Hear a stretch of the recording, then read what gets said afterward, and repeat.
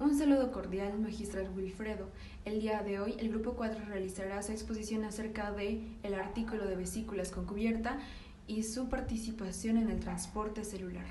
Las células eucarióticas contienen compartimientos delimitados por membranas, con características bioquímicas específicas y funciones especializadas.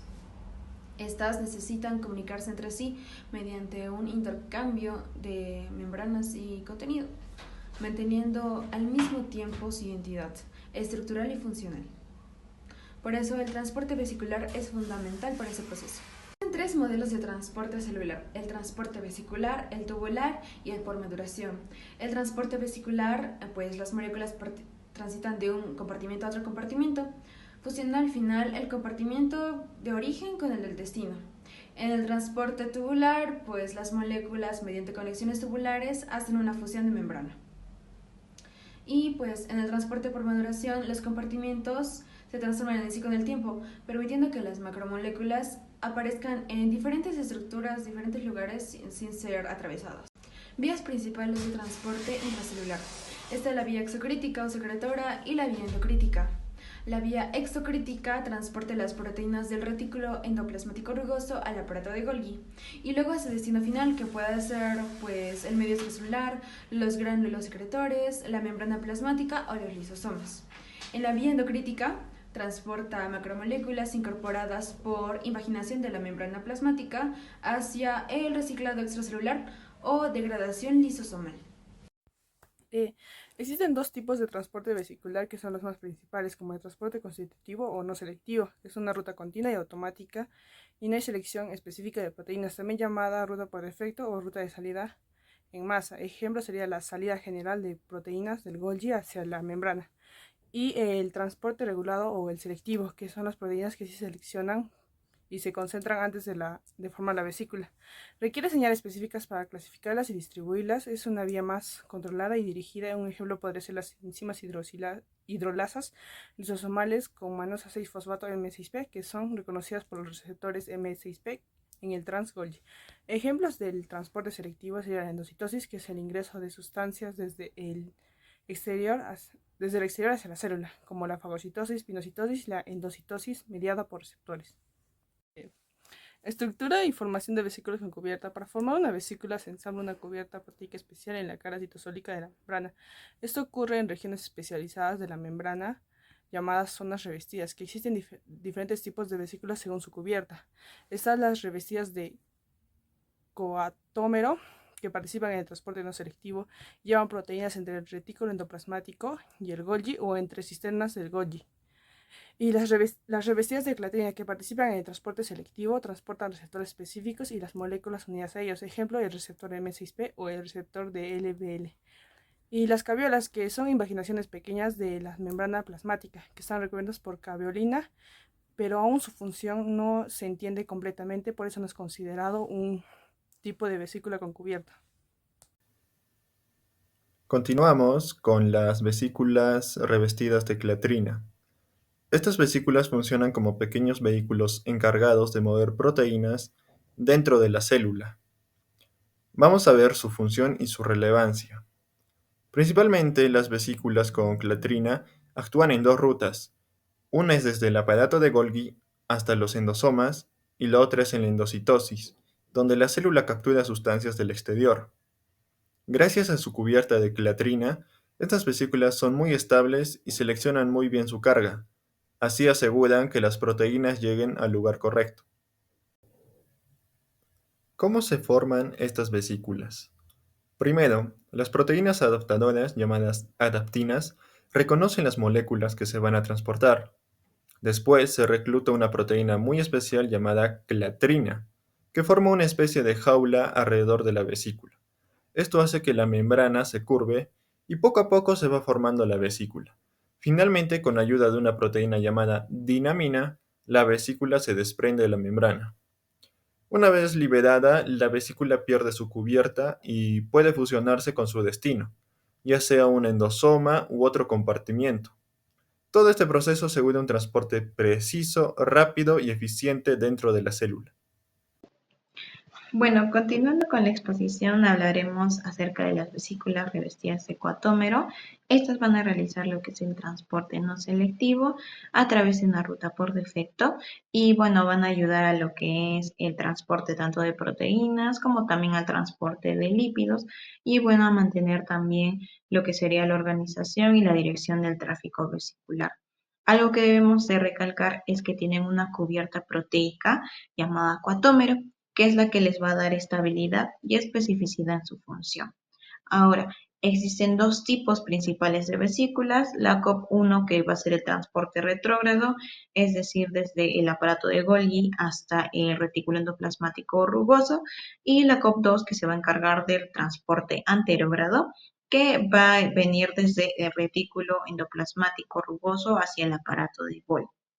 Ahora, en este caso, la proteína cuatómero va a formar 7 subunidades que van a ser muy similares a lo que sería la adaptina de las vesículas con clatrina.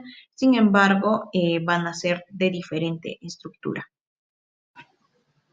Continuando con el modelo actual sobre la formación de las vesículas revestidas por coatómero, como se indicó anteriormente, existen dos tipos de vesículas, la vesícula COP1 y la vesícula COP2, empezando con la COP2 que va a ser su transporte desde el RER hasta lo que sería la cara cis del aparato de Golgi y dentro de este proceso van a existir tres proteínas como es la proteína SAR1, la proteína SEC23-SEC24 y la proteína SEC13 y SEC31.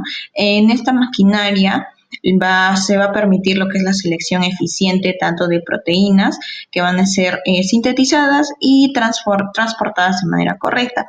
Sin embargo, pueden haber errores que se van a estar dando por mutaciones que van a provocar enfermedades relacionadas tanto con lo que sería problemas en el plegamiento o también problemas en lo que es el tráfico de proteínas. Ahora, en cuanto a la COP1, aquí es el transporte retrógrado desde el aparato de Golgi hacia una cara cis o medial del retículo endoplasmático rugoso, ¿sí? Y bueno, también va a poder ayudar a mover las proteínas entre cisternas de Golgi. Estas vesículas van a contener lo que es el coatómero y aquí también van a estar las 7 subunidades que se han mencionado anteriormente y las proteínas ARF1 que van a ayudar y van a estar encargadas de activar el ensamblaje de estas vesículas. Pero ¿cuál es la función principal? Recuperar proteínas que deben permanecer en el RER, como puede ser la calnexina o puede ser la proteína B y P, y también reciclar receptores de carga o enzimas del Golgi, que así se pueda asegurar que se está reutilizando de una forma eficiente. Continuando, vamos a hablar del papel de las adaptinas. ¿Pero qué son las adaptinas? Son proteínas clave en el transporte vesicular, especialmente en la formación de vesículas revestidas de clatrina. Vamos a hablar de sus funciones, por ejemplo, la unión a clatrina y receptores de carga. Las adaptinas son proteínas que se unen tanto a los triclinios de clatrina como a los receptores de carga en la membrana. Esta unión es crucial para la formación de vesículas revestidas de clatrina.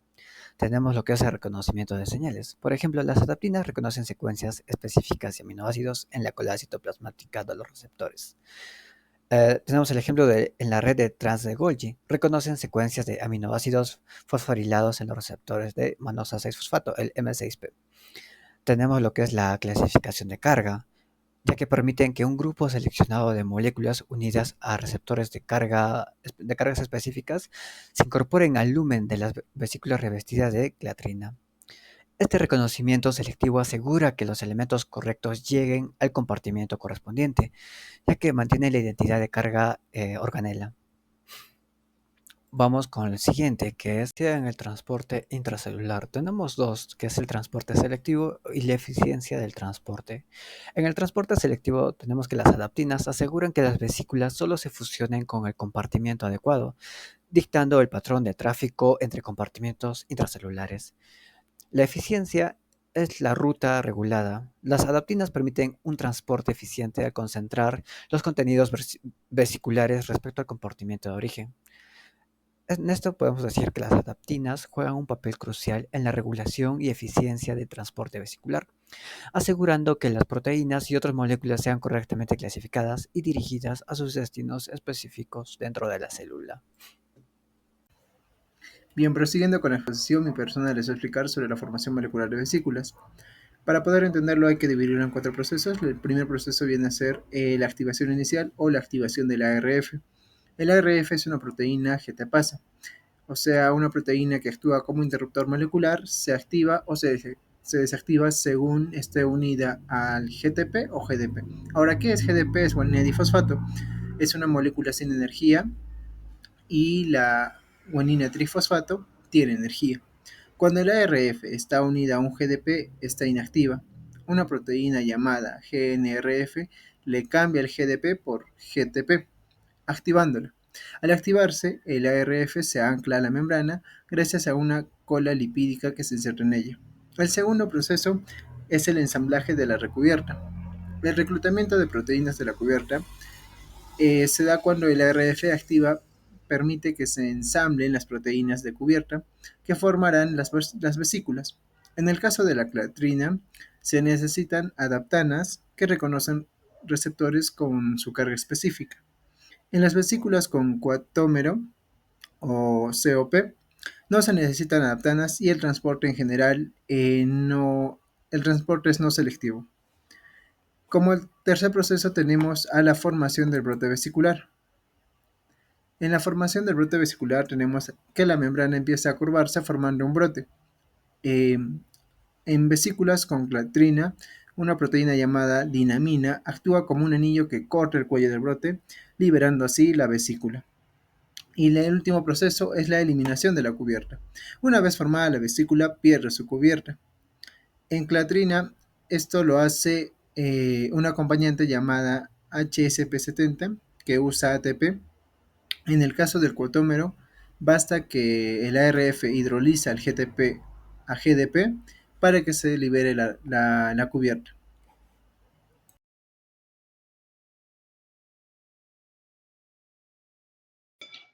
Comenzamos con el cuestionario con la pregunta 1. ¿Cuáles son los pasos a seguir de una proteína integral recién sintetizada para insertarse en una membrana celular? Bueno, primero se debe de cumplir la síntesis de la proteína que comienza en un ribosoma y que va a estar acoplado en lo que es el retículo endoplasmático rugoso, siguiendo la información del ARN mensajero. Luego va a haber una secuencia de señalización interna que va a guiar al ribosoma hacia el retículo y donde la proteína va a empezar a insertarse en la membrana a través de un canal llamado traslogón. Durante este proceso, la proteína va a presentar una secuencia de detención que va a indicar en qué punto se va a anclar en la bicapa lipídica y esto va a permitir que se integre de forma estable en la membrana, adaptándose también así a los lípidos que le van a estar rodeando. Y bueno, finalmente, gracias a esta síntesis, la proteína va a quedar correctamente posicionada en la membrana y está lista para cumplir su función específica. Y también puede ser transportada a otras partes si la célula lo encuentra necesario, ¿no? Pregunta 2. ¿Cómo son dirigidas las proteínas recién sintetizadas a comportamientos subcelulares específicos? Para ilustrar los señalados que matice, por ejemplo, como una proteína después de la síntesis de los poliribosomas llega a la matriz mitocondrial. Bien, las proteínas recién sintetizadas contienen secuencias de señales que actúan como etiquetas postales, por así decirlo, para guiarlas a su destino dentro de la célula. Existen dos tipos principales de transporte, el transporte vesicular y el transporte post-traduccional directo. El transporte vesicular utiliza vesículas con cubierta como son la catrina o el cuatómero que hemos ido explicando durante la exposición para trasladar las proteínas hacia el aparato de Golgi, lisosomas, membranas plasmáticas o para su secreción. Se requiere que las proteínas sean reconocidas por las adaptinas o sean receptores específicos. Un ejemplo sería el M6P. Transporte posttraduccional directo. En este caso no se utilizan vesículas, sino complejos translocadores para transportar proteínas a orgánulos como son las mitocondrias, peroxisomas o el núcleo. Este último proceso no se detalla en el artículo, pero es esencial para completar la comprensión del transporte intracelular. Pregunta 3 de cómo los organelas membranosas, a pesar del continuo tráfico de membranas y moléculas, a través de ellas no sufren modificaciones en su estructura y composición. Las organelas membranosas, a pesar del constante tráfico de membranas y moléculas entre ellas, logran mantener su estructura y composición gracias a varios mecanismos altamente regulados. ¿Y cómo se logra todo esto? Se basa en 5 aspectos.